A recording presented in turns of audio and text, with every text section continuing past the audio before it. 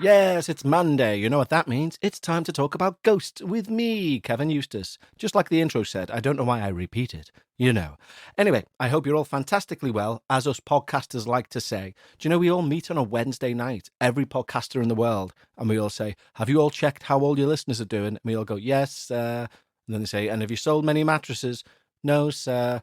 How about HelloFresh and Gusto boxes? No, sir. Damn, we must improve our podcasting skills. That's what we all say at this weekly meeting. But I do hope you're all well.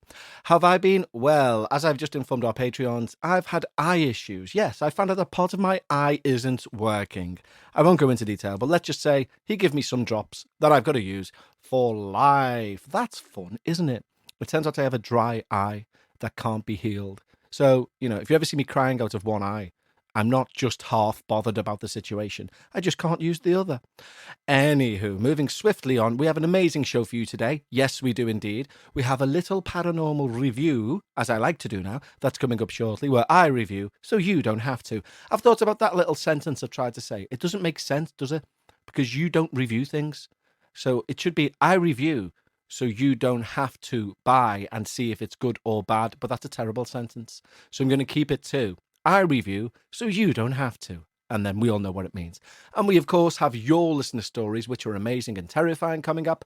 And, of course, Bekah returns from her corner for quite a lengthy corner today. And full disclosure, although we do have a new mantra on this show of remaining paranormal throughout, there's a little bit of chatter within the Bekah corner today. But that's just because it's Christmas and she's doing a few bits and bobs. And I had to grab her to do this, so we kind of talk about that as well. So, other than that, shall we say hello to our wonderful Patreons as we like to do? Yes, I think we should. Now, when you sign up to Patreon, if you like this show, you like the sort of comedy effect, you like paranormal stuff in general, over at Patreon, you get 2 shows each and every week. Each and every week. That's 8 a month. One of those shows per week is me rambling. As you can tell, I like to do that, about anything and everything under the sun. And the other show, which is on a Sunday, which has been released today, is a paranormal show. Yes, it is, where we talk about spooky stuff. And it's a bit like this show, but a bit more informal, shall we say. And not only do you get those shows, you also get me, Kevin. Hi, I'm Kev, singing your name. I make a little song up to say thank you if you sign up. Yes, I do. So go over to patreon.com/we need to talk about ghosts, and you get all of that, and you get your name sung, like I'm about to do now.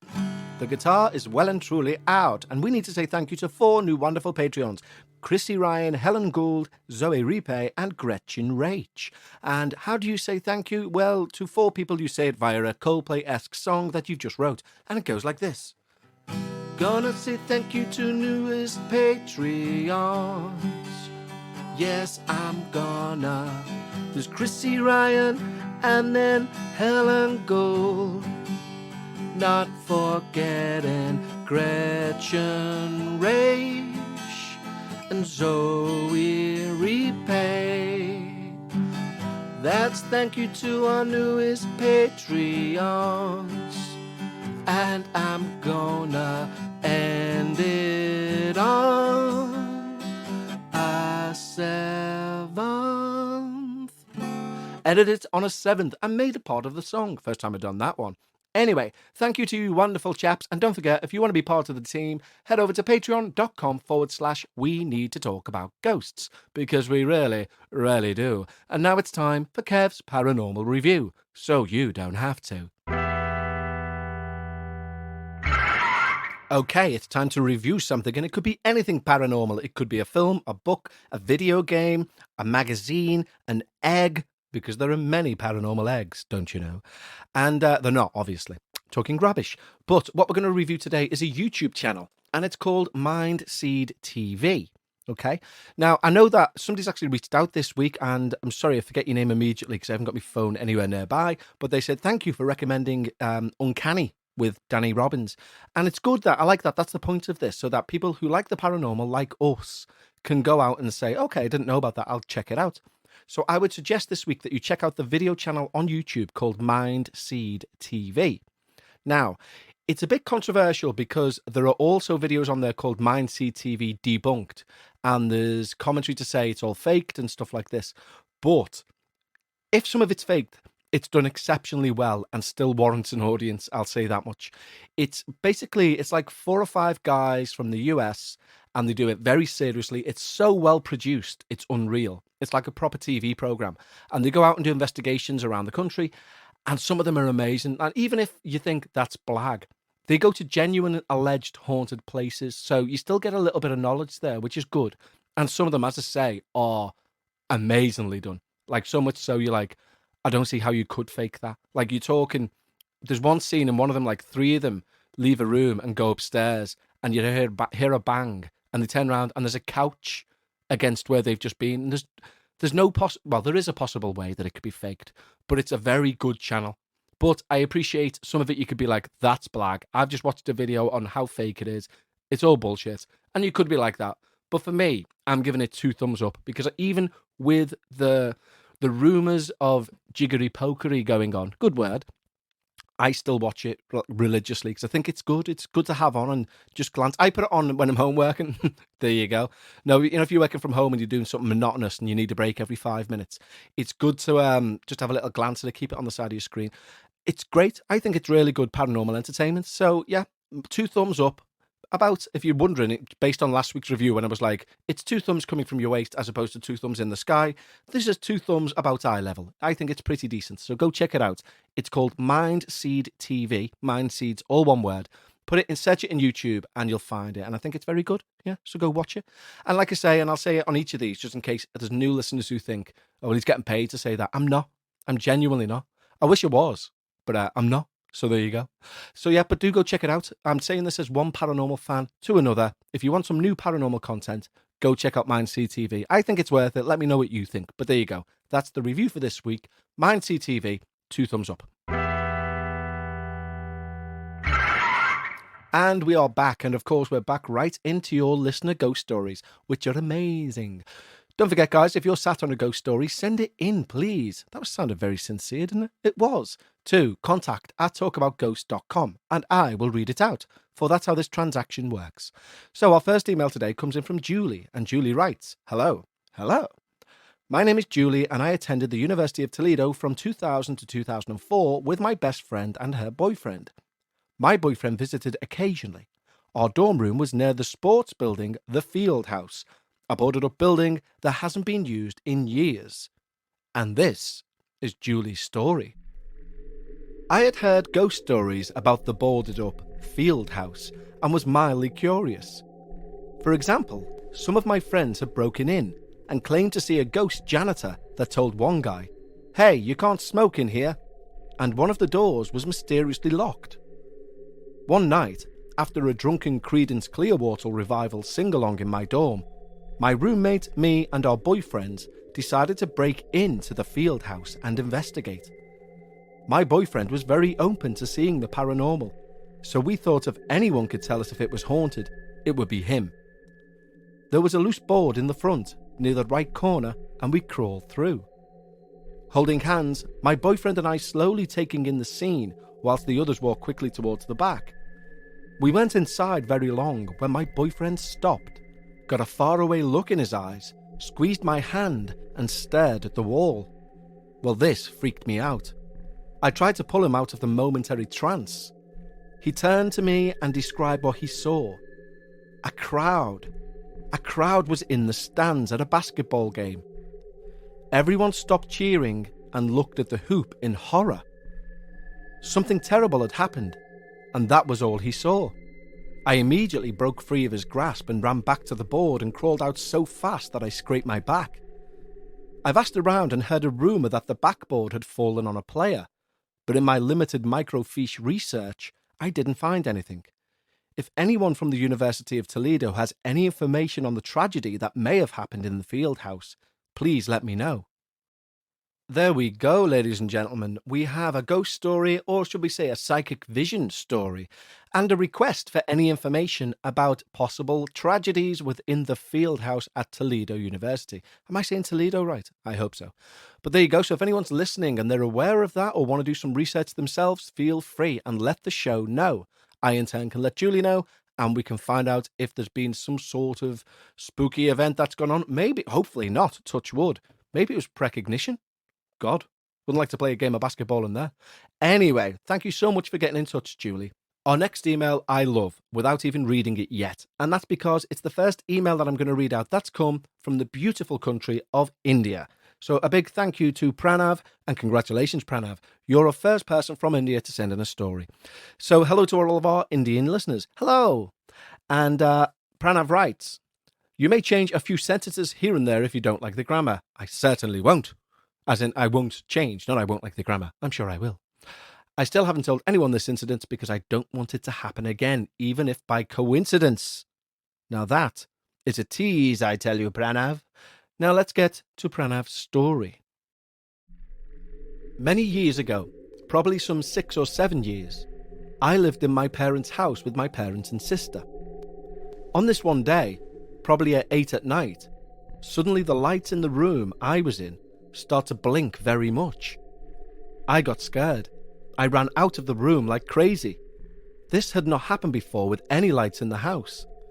After this, myself and my sister were having a few chats and having some fun. When we were sitting in the room, I predicted, and I don't know why, that the door of the room that we were in would move back and forth. I don't know why I thought this, I just did. And to my surprise, it then did. The wind was non-existent. My sister and I were shit scared. Later, we both tried to take it off our minds, and I thought it was maybe a jot, just one of those things, and I slept. It was raining like hell then, I still remember, and when I wake up in the middle of the night, I am off my bed and on the floor. Before I got up though, I saw rainbow spirals in front of my eyes, as if I was hypnotized, and I could see my blanket in the other room, the room where the lights had been blinking like crazy. I could see that moving too. I could make it out as these rooms face each other. I didn't take the blanket after this and I'd sleep without it. After this, I had a very insane dream where everyone in the house are in the living room. The lights go out and a huge man comes in upon us with what seems like a sword. I was sweating like crazy after this dream when I woke up once again that night. Then in the morning I shared this dream of the huge man with my sister, where she told me that even she had the same dream. I was terrified when she told me this, even though I was in the sunlight on the terrace. This seemed insane to me. And though I did not share all those incidents of the rainbow spirals and the blinking lights with my sister. But thankfully I'm out of that house now, as I shifted my house during lockdown in COVID times. Later I found out that the Vatsu of the house I lived in was exactly the way it wasn't supposed to be, and I got chills thinking how I managed to survive living there for 5 years. Thank you, Pranav. No, thank you, Pranav. What an amazing story, and thank you and well done for being the first Indian contributor to the show. Round of applause there. And hopefully not the last. So what a great story. Oh, by the way, for those interested, because I think it's pivotal to the story, the word that he mentions there where he says it was all wrong in the house, which I believe was Vatsu or Vastu, one of the two. It means, it's like Feng Shui. So it means like the spiritual flow of the house was all wrong, is what he means there. So thank you very much, Pranav. I really appreciate you getting in touch. Yes, I do. Now, shall we have some more? Yes, I think we shall. We have a little email. It's a short, sharp, sweet email from Mary, and she writes in, "Hi, I like the new music." Why, thank you. I like Bekah's bit. You can see where this is going. Thank you. She doesn't say anything bad. She just says, "Are you not doing Week in Weird anymore?" Good question, and not at the moment. We may bring it back in the future, who knows? But thank you for asking, Mary. She then goes on to say this, a little tale of weirdness. This isn't really a story, but just something that happened to me. I got in my car after work and had a very, very distinct feeling someone was in the passenger seat. It was overwhelming. I actually got out and opened the back door to check the floor of the back seat. Nothing. It was such a strong feeling I kept glancing at the passenger seat as I drove home. It wasn't malevolent, but it was very much there. About halfway home, it left. Just gone. I don't know what it was or why it was there, but something was there. It never happened again. There you go. Thank you, Mary. What a great email to receive. I've said this many a time, and I truly mean it from the bottom of my heart. Sometimes the shorter the story, the more believable the story is. That doesn't mean that all long stories are fake or that I disbelieve them any less than I would any other. But what I mean is, like Mary's email there, a paragraph where it just says, so what, I opened this cupboard, felt horrible, and I shut the cupboard. I'm like, amazing. Why was that? Why did that happen? And that's exactly what happened there with Mary. And it makes me think, have you seen all these, definitely in the newer cars, there's these videos for like Tesla cars and things like that, where people are like driving through a graveyard and it says on the warning system, be careful, there's a person to your right. And you're like, fucking hell, because there's not. I love all this stuff. So thank you, Mary. Short but sweet and concise. I love it. So there you go. Another thing it proves is you don't I'm doing a lot of popping on this today, as in plosives. I do apologize. Yeah, but it proves that you don't have to have War and Priest. War and Priest? Now there's a novel. You don't have to have War and Peace in terms of a paranormal experience in order to send it in. You can send in a paragraph. You can send in a few lines. If it's terrifying, Kev wants to know. And speaking of terrifying, let's continue with our final listener story of this week's episode. And this is from Hannah. And she writes, hello, I'm Hannah. Hi, I'm Kev. I love your podcast and thought I'd send in one of my stories. The story below happened in the West Midlands, Wolverhampton, to be precise. Why, thank you, and I love you too. I mean, I hope you're not a crazy stalker person, in which case I've never met you before in my life. But I do sincerely like your little opening gambit there. Thank you, Hannah. And we're going to listen to Hannah's story right now. When my granddad died in 1987, we moved in with my nan. The house was a large council house built just before World War II. It had been the family home since it was built, with my mum, the youngest of 5, being born there. It was haunted. I don't mean people hearing noises. I'm talking about full-body sightings, smells, balls of light and non-human entities. I was already scared of the place before we moved in. There are years' worth of stories, but the one I'm going to tell happened just before we moved out, and the one that still scares me today. The living room was large with 3 sets of double windows looking out onto the garden and a wood. No lights outside, so it was pitch black. I was by myself. My parents were moving stuff into our new home and had taken the curtains down.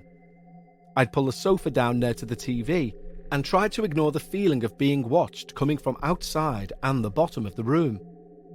I had 3 dogs with me, so cuddled up to them as the temperature started to drop. The lights were on as it was evening, but the light started to dim. The bulbs were fine, but it was as if something was sucking the light away. The 3 dogs became restless and started to whine. I was shivering both in fear and due to the temperature drop. I still hadn't looked behind me as I knew something was there. The dog startled the shit out of me by jumping up and racing to the bottom right-hand corner of the room.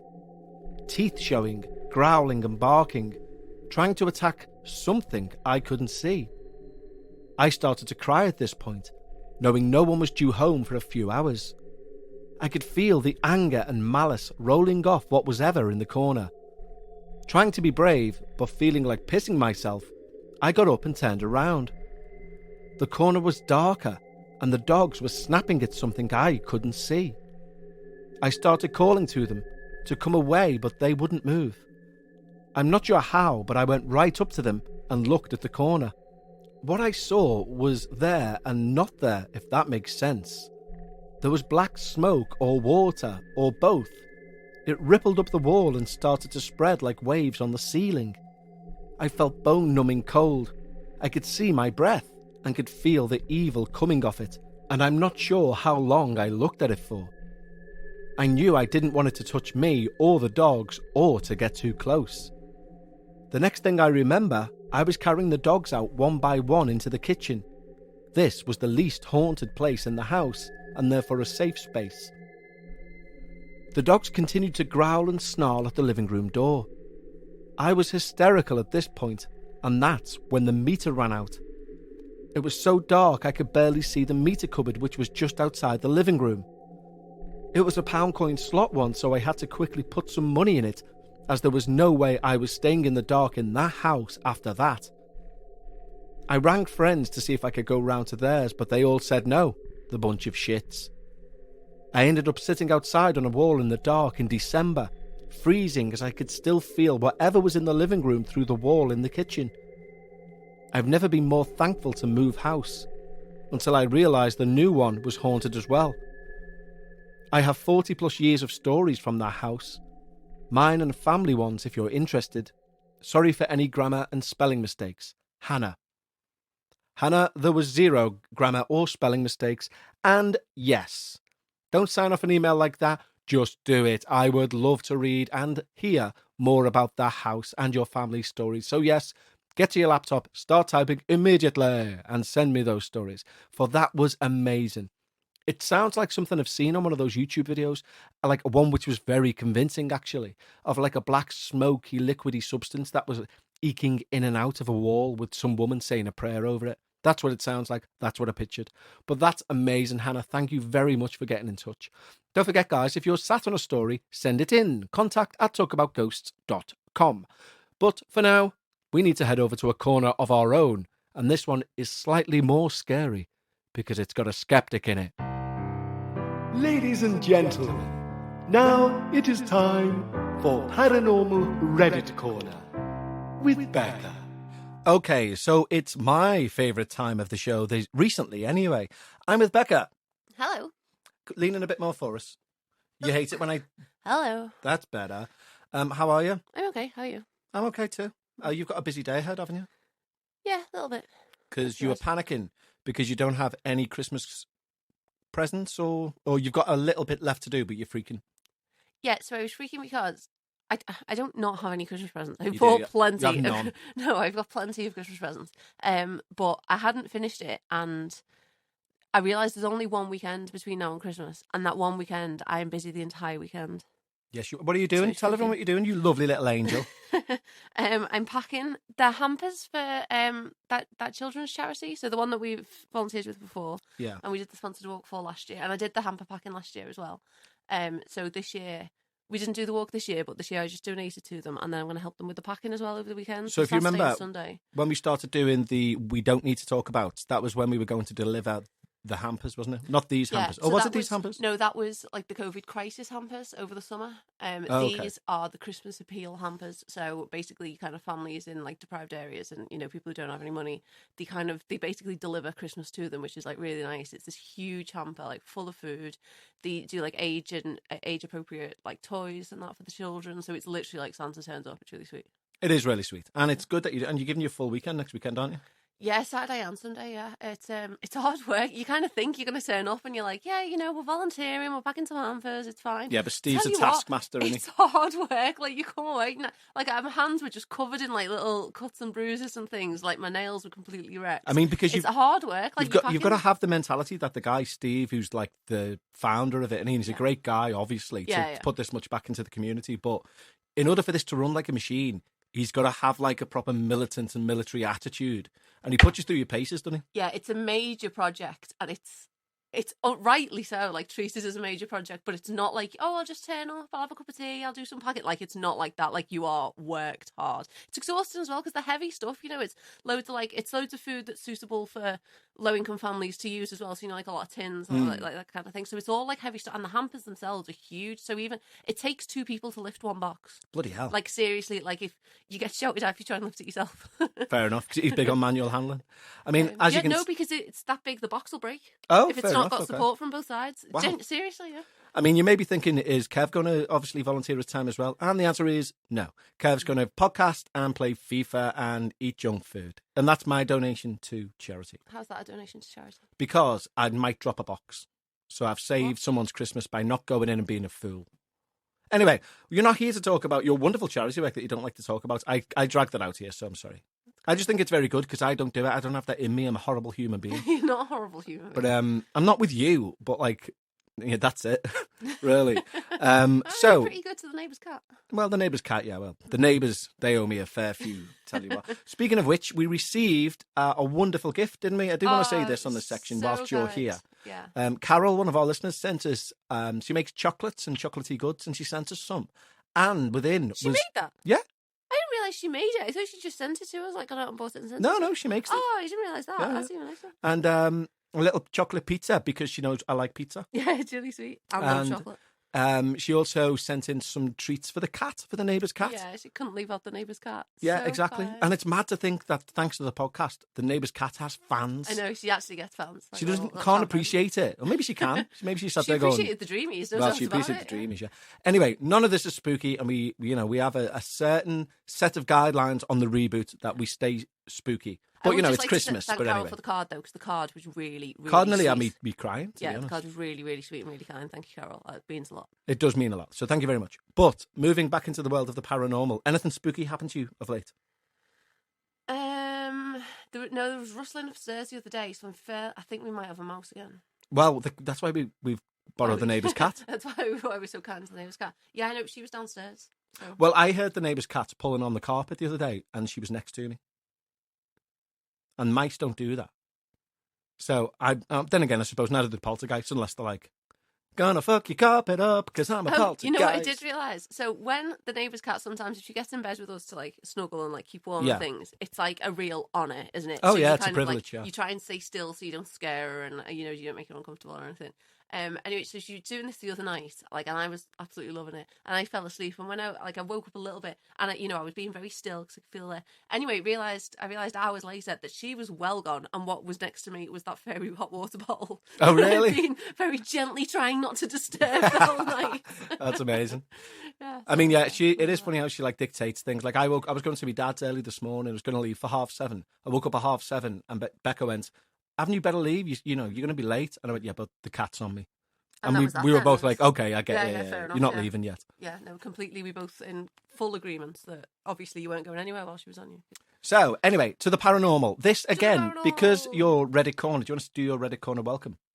Well, not until I'm about to start. Oh, fair enough. Well, anyway, because it's from Reddit, these are hot off the presses. So the tale you're about to hear now, or the Paranormal Experience, is only 2 hours old. Wow. And it comes from John Madden 9999, real name. I wonder what Mrs. John Madden 9999 decided to... Anyway. There you go. Okay. That's what you're reading out. Welcome to Reddit Corner with Bekah. The pro. Let's begin. This is titled Paranormal Experience. Speak into the microphone a bit more if you can. You always say speak to the side of the microphone. Yeah, but I don't mean like do it in Aberystwyth. Otherwise you hear the plosives. You do hear the plosives. Well done, you're learning. But move. You didn't teach me about plosives. Fraser Crane did. Well, Fraser Crane did, yeah. Move your head a bit to the right then, so we don't get plosive, but we do get volume. Okay, how's that? That's perfect. Right, okay, so the title is Paranormal Experience with a question mark. For context, I've lived in America since I was very young, but the rest of my family lives in Korea. This happened to me at church when I was 10. I was trying to go into the playground, but the latch to the gate between the inside and the playground was just a little too high for me. As I was jumping to reach it, a hand reached out and unlocked it for me from an older gentleman I had never seen at the church before. His clothes also stood out from the other churchgoers, with a dignified air and an old-fashioned long coat and a hat, which he tipped at me and gave me a kind smile before going inside. I just shook it off and went to play with my friends. I didn't think about the encounter again until a week later when my mum got a call that her dad had passed and we had to travel to Korea to attend his funeral. Well, the guy on the altar was the man I saw that day. I was spooked to say the least. There was no way he came to America a week before his death, much less completely happy and healthy, but that's how I saw him. Maybe it was a projection of his consciousness wanting to meet his grandkids before death, since I only saw him as a baby. I think he recognised me too. I still think about it to this day. Well, that is lovely. That's nice. I think that could be a thing. I'm a believer of that story. Are you a believer of that story, Becca? Be sceptical. Tell us. And speak into this thing which picks up your voice. How old was the kid? 10? 10. Deep in thought now. I mean, what is going through your little brain? A little brain? No, I mean, little brain. Little brain. Little brain. I mean, the obvious explanation is it's just a guy who looked a bit like them, and a 10-year-old, like 3 weeks later or however long later, has gone, oh, that was that guy I saw, and it's not, Well, yeah, that's the obvious thing. But the Also, nice thing is it's his dead granddad flying through the air, coming down like the snowman and saying, I'll get that. I'm walking in the air. Yeah, that's the nice thing, yeah. The difference in the clothes was a bit vague, wasn't it? With a dignified air. No, I like that. I liked it, but it's vague. I like to think that people would describe how I dress as a dignified air. Like, why... I don't know. Is there like a difference in clothing style? Like, is that what they were trying to say? Because at first you're thinking this person's going to be a ghost, aren't you? Like that. Well, you yeah. think that's where the story's going. It still is a But ghost. I thought when they said like different clothes, I was thinking, are they meaning like old-fashioned clothes? But so, like, what actually was the difference between the clothes? Like, was it a difference in like Korean style to American style? Good Like, question. is that why it was different clothes? Or maybe he means like, if you normally, as a kid, if you go to the park, you don't see too many men well dressed in a trilby saying, "Allow me to get the gate, sir." This was the church, though, wasn't it? Still a gate involved, isn't there? Yeah, but you would see plenty of well-dressed people. At a church. Probably saying, allow me to get the gate, sir. Speaking of at a church, it was my local parish's last ever mass today. Oh my God, and I didn't get go. over it. I didn't go. My sister went. I didn't go. And you know what? My sister wasn't going to go because it turns out it wasn't the full mass. They were doing a liturgy and then they were doing a procession to the new church where they're going to stay for a bit. And What do you mean stay for a bit? Because then they're building a bigger church to amalgamate 3 parishes together. Right. But when I told her this morning, she was like, I'm not doing that. Like, I'm not doing a 30-minute walk. You know, nearly talks about going, didn't you? I nearly talked her out of going, but she went. I would have went if I would have realised I could have done it within the time I'd went down, but I didn't. So for all parishioners of St. Aidan's Parish Church, I feel your pain at the local church going.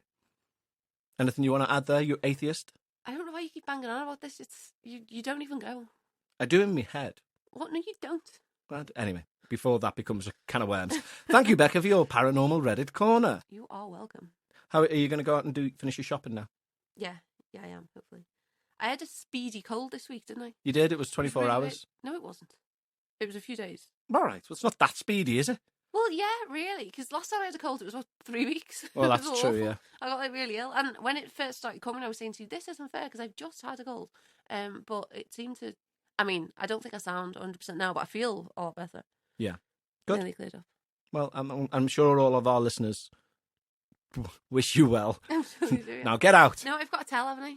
You've got, oh yeah, Becca's tell, this is hysterical when Becca's not well. I thought this was normal until, like, the other day when I said it to my dad, and my dad was like, that's weird. Yeah, your eyelids go hot, don't they? Yeah, and it's a proper tell. It's a proper tell. So the other day I said to Kev, I think I might be coming down with something, I feel a bit like, I can feel it. And I said to him, feel my eyelids. So he felt them and he was like, they are a bit hot, they are a bit hot. And it's then a proper giveaway. Yeah, and then the next day I was like, no, I'm ill, I can feel it, like I've definitely got a cold. And you felt them and you were like, they are roasted. You can tell, can't you? Because when you cry, your tears evaporate into little clouds above your eyebrows. Yeah, it's like cute, Yeah. Yeah, no, I thought everyone had that. I mean, I was like, how did you even find that out? Why did you even feel your eyelids when you were ill, like, to know that that's the case? Yeah, and I was like, it's a how good would question. you not? How would you not know? I don't know. It's just like dead hot. Anyway, I mean, that is still scary, so it's kind of within the remit. We do being a biological... Then when I was getting better, I was like, look, I think I'm feeling better. Feel them. And you were like, they are a bit cooler, yeah. Still warm, but cooler. So to stay in the show's remit, the new remit, you need to say something spooky to end. Take me to your leader. I think it's time for you to leave. Yeah. I was very much put on the spot. Yeah, and also, that's not spooky, is it? Alien. It's anyway, a shame this isn't video and it's audio, because I can really freak you out with just a look, with a spooky look. You can. It's not funny. Especially, Don't do it's it. really funny, especially because I've got long dark hair, and if I look at you in a certain way and widen my eyes slightly and just tilt the head with a little smile, no, and you get really... Like, no, you've got proper 1970s cult leader vibes. You really have. Yeah, we did the other day and you actually started getting a bit freaked out. I do You're get like, freaked seriously, out. stop it. Seriously, stop it. It's not funny now, stop it. No, you genuinely, like, if you was an Hi, arsehole... Kevin. No, I'm not asked about, like, the voice, but if you was an arsehole, you could absolutely... Well, you could get yourself killed. Yeah. You really could, because I'd have to kill you. Yeah. I'd be like, You- she yeah. was possessed. You definitely believe that I was possessed though. I would. I'd leave. Because I'd it's sleep in really the good. hall. I'm not arsed. Yeah. So, and I'm still not 100% convinced that you're not this deity. Well, because I've done it like No, occasionally. because I look into the paranormal and I have done all my life, and I read weird books and I try spells and I try the Ouija board and play with pendulums and tarot cards. I don't know that I've not fucking conjured you up and you're just waiting for your moment to strike. Don't do that face now.